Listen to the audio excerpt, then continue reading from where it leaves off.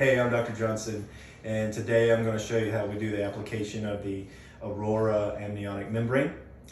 This is Sarah. Sarah's got a epithelial defect in her right eye. So what we're going to do is, if you'll come closer, we're actually going to use the Aurora Amniotic membrane. You might can see it under that light source. And this is one of the newer ones that's not anywhere else on the market. The central portion has actually been cut out to allow for her vision and her line of sight to be unobstructed. Sarah's got a job. Sarah has kids to pick up from daycare, from school, but she has an epithelial defect that is causing her irritation and pain, and we're trying to make sure that it heals properly. So what we need is to have everything ready. So tend to have a tray. That way when I'm either using a lid retractor, or in my personal experience, I like to just use my hands, and that way I can actually apply it. The lid retractor tends to cause a little bit more of a traumatic issue with the upper lids as well. Some doctors like it. That's your personal choice. In my case, we're going to use a topical proparacaine. She's already numbed up. We got our spears ready, amniotic membrane. Already have my bandage contact lens. While we're getting it ready, you want to take as much liquid out of the bandage contact lens as you can.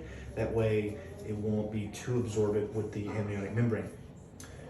We have reverse forceps. That way you can actually hold the membrane in place and you won't have to worry about letting go or dropping it, since these amniotic membranes do have a little bit of a financial investment. You don't want to mess up the lens. So if you'll zoom in, you'll actually see the membrane there.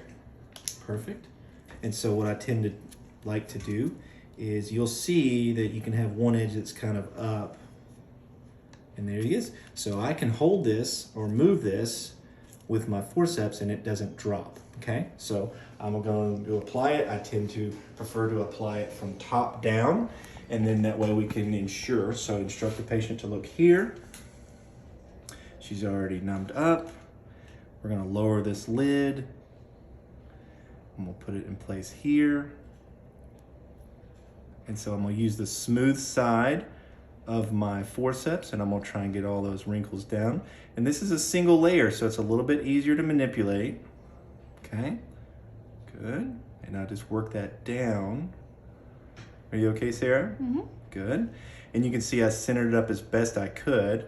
Now I'm gonna hold her upper lid in place, but I got a few little areas there that I wanna work out a little bit more. So I'm gonna have my spear, so I can secure it in place.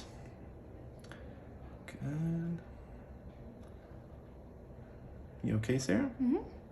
And you can see that as I'm manipulating it, it's already securing in place, because I'm actually you can see me moving right there, and it's even though it's a single layer, it's a pretty durable material. Perfect. Just trying to get that last little bubble wrinkle as best you can. You can see that my spear is already absorbing. Perfect. And now the last step is to put my little bandage contact lens in place. Hold still. Perfect. And now you want to try and get that as centered as possible so it doesn't shift. There we go. Okay. How does it feel? Feels good. Good. All right. Any kind of distortion, blurred vision, anything? It's really clear. Perfect. And so that's the whole point, is to be able to do an easy application, no obstruction of vision, securing it in place, getting all the folds, as many of the folds as you can, out of the way. But that way, we're going to keep this in place for the next 2 to 3 days. We'll see you back. Let that absorb in. We'll take that bandage contact lens off, and we'll go from there. That's the Aurora amniotic membrane with the patent hole in the middle.